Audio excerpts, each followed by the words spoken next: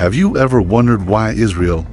Why is this tiny stretch of land at the center of global tension, historic prophecy, and spiritual warfare? Why does this one name Israel keep reappearing in headlines, history books, and heated debates? This isn't just about politics. It's not just another Middle Eastern conflict. What's unfolding before our eyes is deeply spiritual, profoundly historic, and, if we're honest, eternally significant. Let's dive in. Section 1. The eternal promise that refuses to die.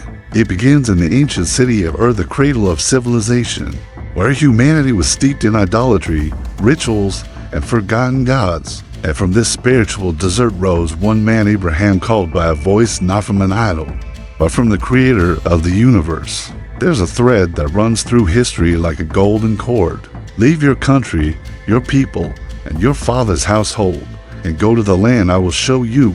Genesis 12:1. Now pause. Imagine being Abraham, living in a culture obsessed with stone gods and hearing a divine voice cut through the silence. That moment wasn't just personal, it was cosmic. The voice didn't just offer land, it promised legacy. And I will bless those who bless you and curse those who curse you. Genesis 12:3. They were marked, not by power, not by number, but by divine promise. I will make you into a great nation. This wasn't a deal.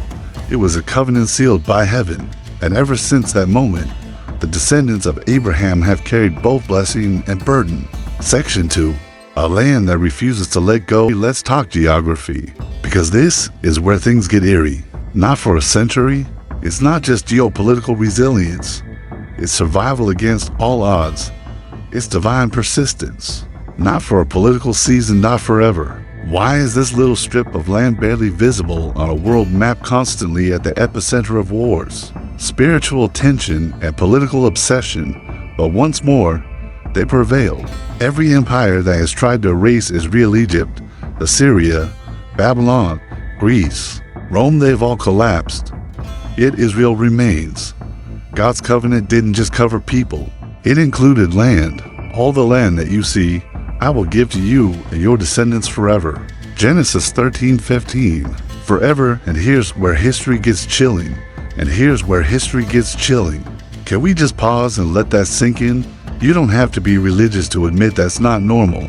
It enslaved the Hebrews, and its power broken in a sea it never expected to split. And it whispers a warning to our modern world. You cannot curse what God has blessed and expect to thrive. Real story. In 1948, after one of the darkest chapters in human history, the Holocaust, the modern state of Israel was born. Immediately, 5 Arab nations attacked. Israel barely had an army, and yet it survived, took Judah into exile. It's a coming confrontation between God and the world. Destroyed the Second Temple in Jerusalem, not just politically, but spiritually, mocking its significance, dismissing its role in prophecy, and even trying to divide Jerusalem. Today, it's gone not just politically, but spiritually. Today, just a dusty archaeological memory. In 1967, during the Six-Day War, they were outnumbered again.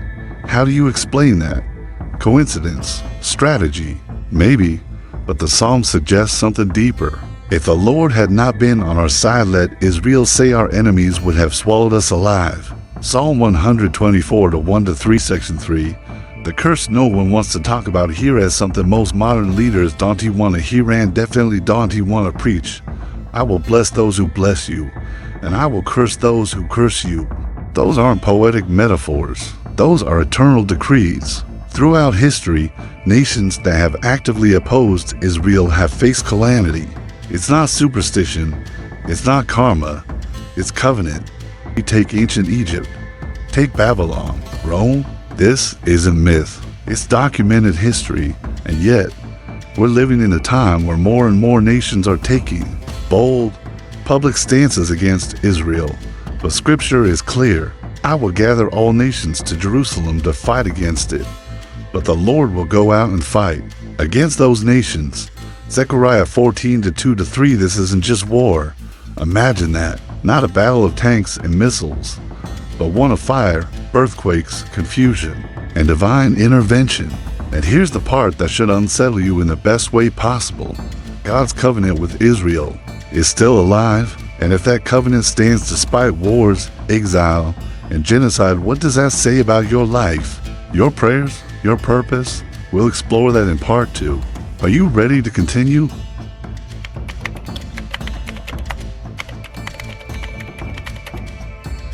When we talk about Israel, it is tempting to keep it in the past, a story of ancient covenants and desert wanderings.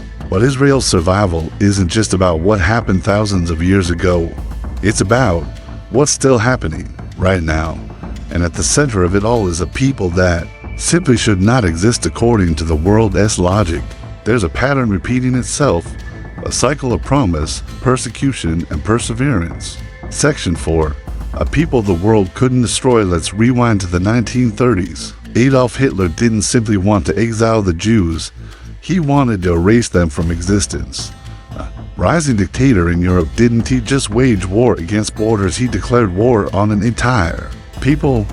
Families shattered, synagogues burned, and the silence of much of the world was deafening. What followed was one of the darkest, most horrific chapters in human history, the Holocaust. 6 million lives lost. But here's where the divine paradox comes in. Just 3 years after the Holocaust ended, in 1948, the nation of Israel was reborn. Out of ashes came a nation.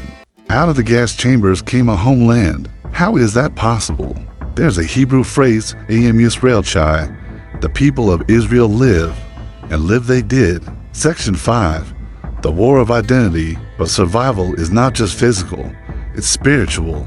Today, Israel faces a different kind of war, a war of identity, of legitimacy, of narrative. The battleground isn't just Gaza or the Golan Heights, it's media headlines, college campuses, and digital forums. Ask yourself, why is this one country, this tiny sliver of land, constantly under a microscope?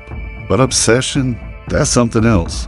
Why does the UN pass more resolutions against Israel than any other nation? They rise. They stand as an army. Why is Jewish self-determination still questioned? When dozens of Muslim, Christian, and secular nations exist without controversy?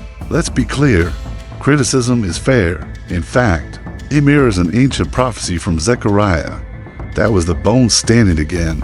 His unit wasn't just capturing territory. They were reclaiming something sacred. Jerusalem will become a cup of trembling unto all people round about, and I will make Jerusalem a burdensome stone for all people. Zechariah 12:2-3. Think about that. Jerusalem a stone too heavy to carry without causing injury. That's not just poetic, it's geopolitical reality. Section 6. The prophetic clock is ticking. These weren't tears of conquest. They were tears of return. One of the most powerful and often ignored elements of Israel's story is how it fits perfectly into the prophetic timeline. Ezekiel 37 speaks of dry bones coming back to life, bones representing the house of Israel. Son of man, can these bones live? It's a haunting vision, a valley of skeletons, lifeless, forgotten. But then, breath enters them. That's not just imagery, that's history. Then maybe we need to rethink which side we're standing on. The Holocaust looked like Ezekiel's valley, but the rebirth of Israel? And if that part of prophecy has already been fulfilled, then what comes next? Real story insert. Powerful testimony in 1967. A young Israeli paratrooper named Yoram Zamush stormed through the old city of Jerusalem during the Six-Day War. Every time the world debates Israel's right to exist, wars, rumors of wars, moral confusion, and global events may be leading to a divine confrontation no one can ignore. Spiritual apathy. When Yoram reached the Western Wall, the holiest site in Judaism, he broke down in tears. After nearly 2,000 years, the Jewish people had come home. Imagine carrying a promise from your ancestors spoken through prayers, whispered in exile, held onto through genocide. And finally, you touched that ancient stone. That moment wasn't just military, it was spiritual. Section 7. What this means for us, here's where it gets personal. The story of Israel isn't just for the Jews. It's not even just for Christians. It's a mirror, a reminder, a warning. If God keeps his promises to Israel, even when they stumble, even when the world turns against them, then he will keep his promises to you. But if the world curses what God has blessed, look around. Chaos is increasing, and yet Israel remains, not because they're perfect, but because they're chosen. Closing this part, an invitation to reflect. Here's a thought to end on.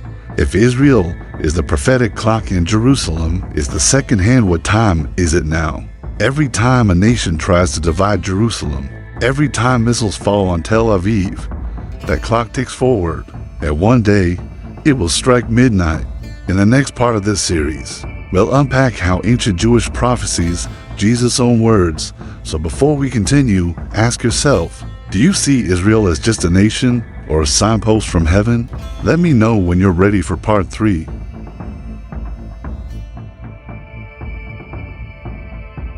The land of Israel is small. On a map, it looks almost insignificant, surrounded by vast nations, heavy with oil and history, but spiritually, it's the epicenter of the human story. The question is, why? And more urgently, what comes next? Section 8, the role of Israel in the end times. But then, in 1948, the metaphor became reality. For centuries, theologians and skeptics alike debated whether Israel would ever return to its land. Many believed it was metaphorical, just symbolic language, and Revelation 16 not just as allegory, but as prophecy unfolding in real time. And now, we're living in a time that some believe is described in Matthew 24, Ezekiel 38. Let us talk plainly. The re-establishment of Israel wasn't the end of prophecy, it was the beginning of the countdown. Jerusalem is in Jewish hands for the first time in over 1,900 years. The nations are aligning, with tension between Israel and its neighbors intensifying each decade, and global shifts in power, technological, political, moral are moving fast. These aren't isolated events. They form a pattern. Just like birth pains, they increase in frequency and intensity the closer we get to the birth of something new. But here's the twist.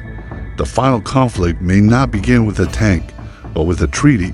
Section 9, the illusion of peace. Many biblical scholars point to a common figure, a charismatic global leader who offers peace, especially to Israel. He may sign a covenant, solve conflicts, maybe even rebuild the third temple, but that peace will be a facade. Daniel 9:27 talks about this moment, a temple worship, a return to ancient practice. They were shocking to many, almost too good to be true. In the middle of the 7, he will put an end to sacrifice and offering. He will confirm a covenant with many for 1/7. That means something has to exist to be stopped. That moment, the breaking of that false peace, is where the storm truly begins. Real story insert. Contemporary insight.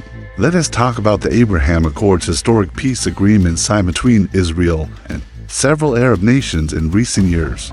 But as inspiring as they are, some experts warn they could be the foundation for something else. What if the path to the end times doesn't come through violence, but through diplomacy that sets the stage for betrayal? See how world leaders line up around Israel. History shows us this. Every time Israel is promised peace, war isn't far behind. Look at how Jerusalem sparks debate across faiths. Remember Chamberlain's peace in our time before World War II. Sometimes peace is not the end of conflict, it's the calm before the collapse. Section 10. What this means for the world. Whether you believe in prophecy or not, one thing is clear. Israel is a catalyst. Economic shifts. Watch how global markets respond to war in the Middle East. Political upheaval, religious revival, or division. In a world drowning in information, Israel remains the singular thread connecting ancient prophecy to modern headlines. And if you think that's coincidence, you're not paying close enough attention. Section 11, the personal side of prophecy. Let's pause here and ask something deeper. This isn't just about end times charts or decoding Daniel. It's about you. What does it say about the nature of God that he can take a dispersed, persecuted, nearly annihilated people and bring them home? What does it say about hope? Because if Israel can be restored, if deserts can bloom, if exiles can return, if ancient words can leap off dusty scrolls into the Daily news then, maybe your story isn't over either. Maybe the promises spoken over your life, no matter how forgotten, how unlikely, are still alive. Closing. Final takeaway and lesson learned from its endurance. The story of Israel is not just national, it's personal. It reminds us that time doesn't erase purpose, that survival isn't always logical, it's spiritual, that in a chaotic, divided world, some things still stand the test of fire. So here's your takeaway. Don't just watch the news, read the signs. Don't just scroll